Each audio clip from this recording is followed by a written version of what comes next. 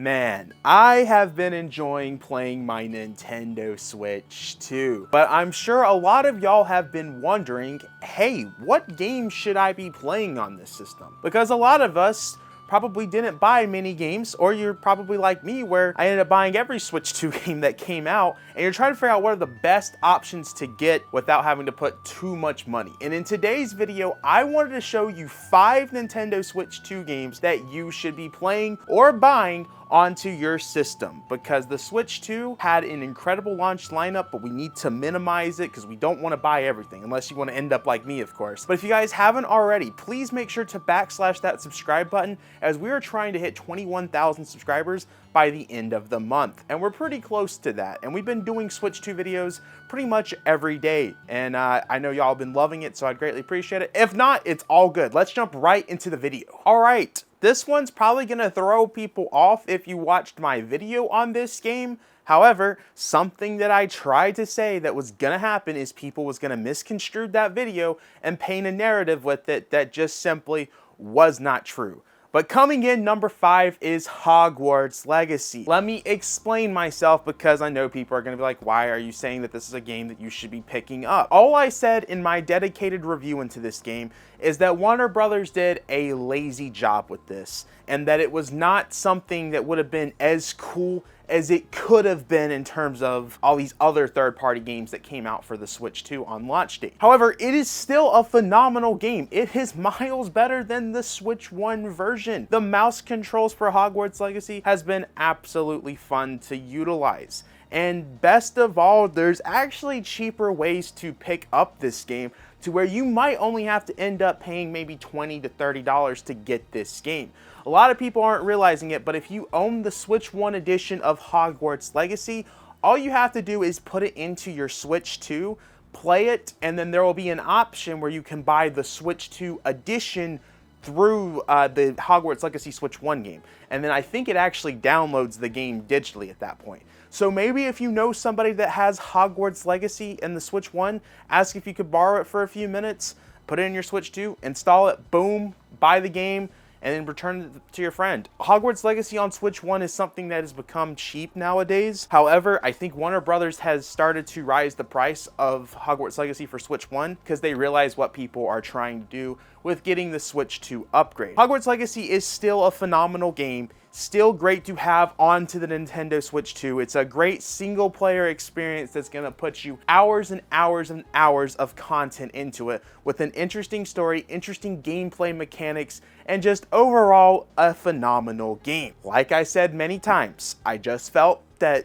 compared to what we've seen on the Switch 2 and what could have been, this was a disappointment, and I felt that Warner Brothers just flat out lied. I guess it's more Avalanche Games that lied, because I paid attention to the news with this game. I paid attention to interviews. Even in the creator's voice, they said that Hogwarts Legacy for the Switch 2 was made up from the ground for the Switch 2, and that was just not the case. It was clearly a port, and that was my issue with it. It's still a great version. I didn't like what Warner Brothers did with it. I felt they lied, and they just went the lazy route. It's still good though. I'm not saying it's horrible. Please understand that I'm not saying it's horrible. I gave it a 7 out of 10 in my video. You guys can see my full dedicated video on it. Really, the only big issue is that you'll notice that textures is just not great. The hair is very noticeable, and then you'll see things that was just not updated that you can clearly see came from the Switch 1 version. Still a phenomenal game, and if you get the right tools, you might only have to pay $10 to play Hogwarts Legacy on your Nintendo Switch 2,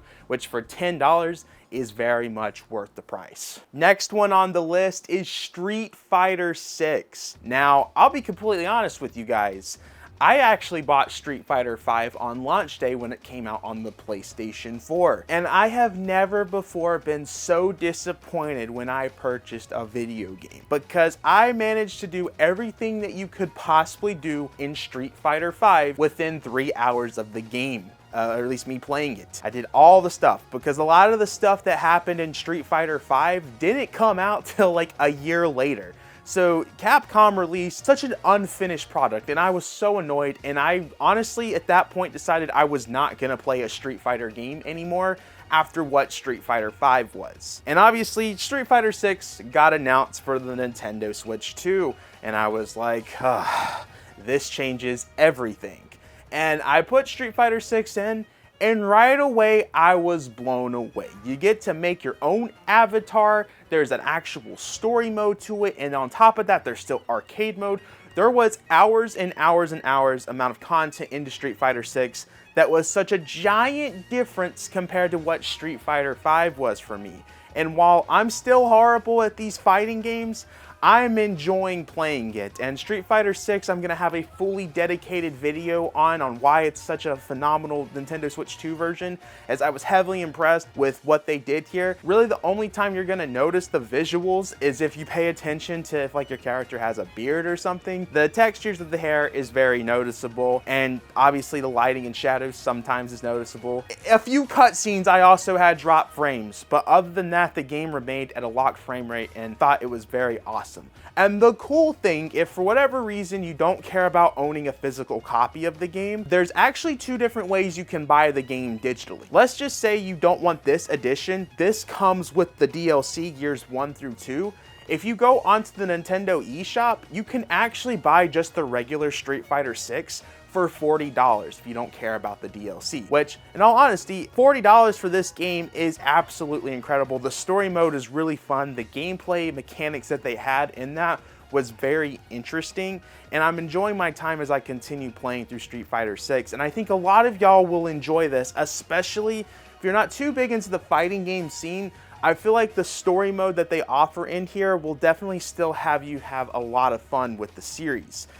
Now, if you start playing the game online, you're probably gonna get destroyed because I am horrible at this game, but I'm still enjoying the single player stuff of it. Not to mention, it also has some Nintendo Switch 2 exclusive modes, which I'm playing through right now, and it's very interesting. Coming in number 3 is Split Fiction. Now, as I said in my video review, I was pretty worried about how this game was gonna be on Switch 2 because there was so many things about this game that made me wonder, like, hey, how is the Switch 2 version gonna work? Because I pointed out in my video, this isn't on PlayStation 4 and Xbox One. And one of the reasons why I feel that that's the case is because the amount of times you go to different worlds with this game, the different genres, the different levels, the way that you can just magically be in a different world at any time, depending what type of part of the game you're in, I thought was the reason why that game was not onto that system. And then when I saw that it was being developed by Turn Me Up, the same people that did It Takes Two for Switch 1, I was like, okay, they did a good job with that, but they definitely had a history of not good Switch ports because they also made Batman Arkham Trilogy. And so I'm happy to say when I put in Split Fiction, or I guess entered the code because this is a code in box, probably the stupidest concept I have ever seen. But I played it with my friend Jackson and we were right away blown away. Obviously, you're gonna notice hair textures. That's gonna be the key thing you're gonna see in these third-party games that are different from the other versions. Pay attention to the hair. That's how you're gonna notice you're playing on the Switch 2. As I played through the game, it graphically looked on par with all of these other versions with a locked frame rate that looked absolutely stunning. The lighting and shadows, depending what level we were on, were kind of all over the place, but I think that's also something to be on the lookout for with these third-party games. It's still something that I highly recommend and such a different game to have into your collection right now, especially with some of the games that are out there. I think it's a good different type of variety to have as a game because it's a multiplayer experience with a good story surrounding it, with good level design, different genres. It is honestly a very fun time, and the good thing is only one of you have to buy the game because it has the friend pass. So for $50, Split Fiction is worth every penny. On top of that, it is more than likely going to be a Game of the Year nominee, so you get the opportunity to play one of those games that's a Game of the Year nominee on the Switch 2. So I highly recommend this. Which this should be pretty self-explanatory, but if you ever have more questions regarding these games, all of these I've done full dedicated videos on how I felt about the versions, the issues, what made it so great. And Split Fiction's one that I just came out with, so you probably want to check out that one. Coming in number 2 is, my opinion, the best third-party game onto the system, and I don't know how anybody will be able to top this when it comes to ports.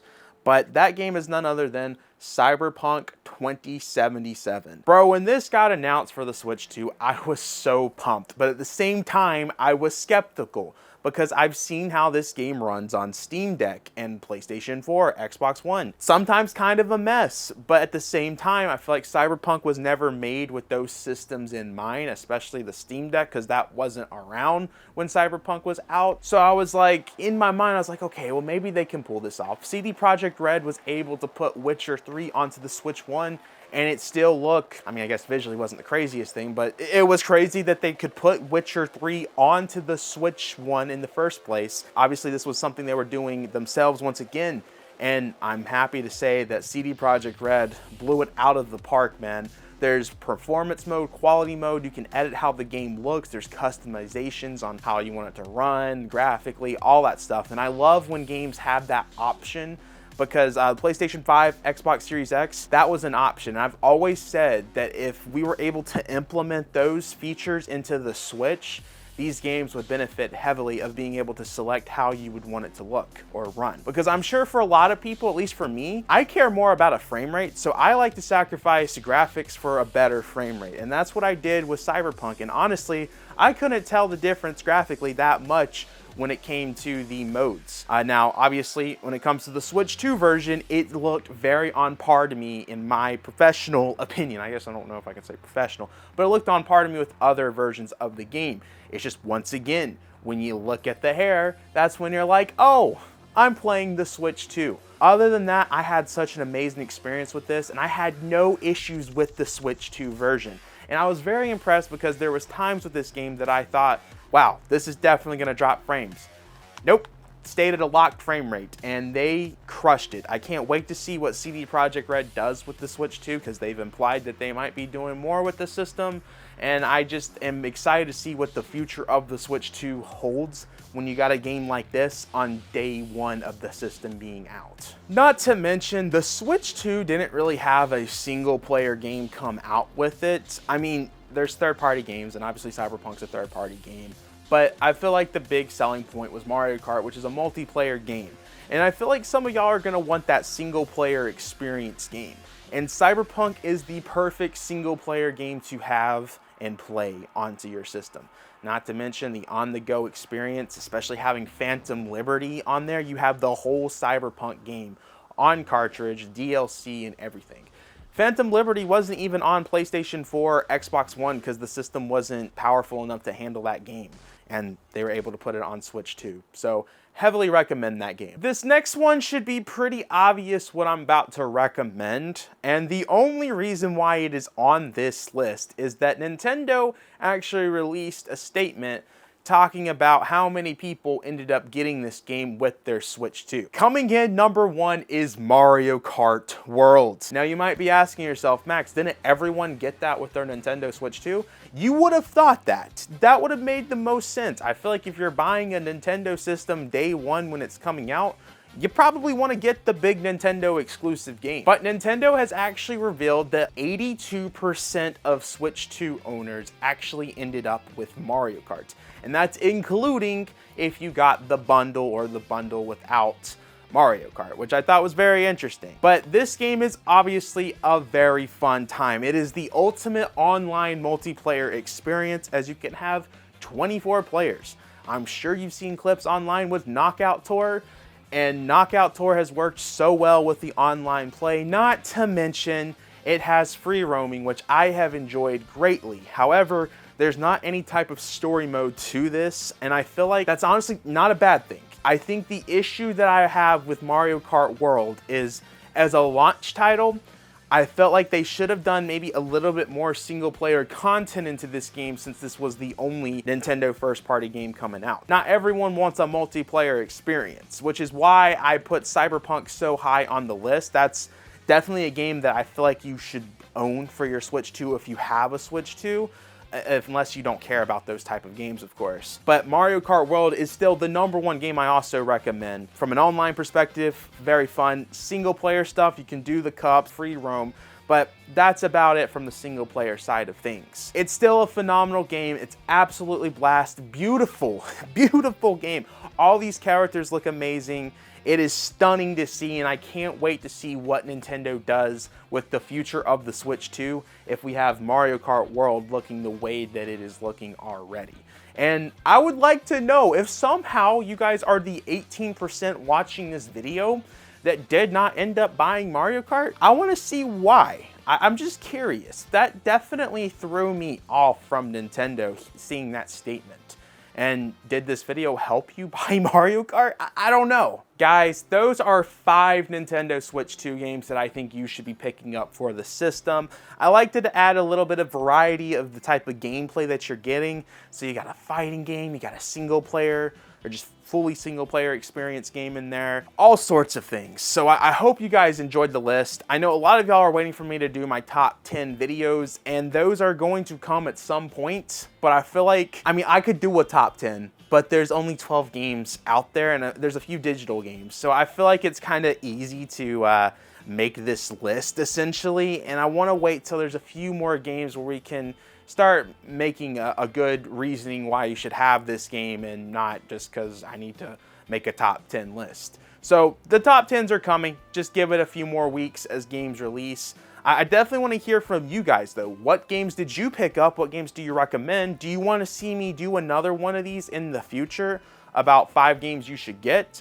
Eventually I want to do 5 games that you should avoid, because I definitely feel that, at least so far, there's one game out there that I think you should avoid for the system and all that good stuff. I want to hear from all y'all in the comment section below. Make sure to backslash that subscribe button, like the video, check out the Twitter, check out the Instagram, Discord, all that good stuff that's in the description below. Monado Marine membership, that's our YouTube membership thing. It's $5 a month, helps out the channel tremendously. And I will see you guys in the next video. Peace.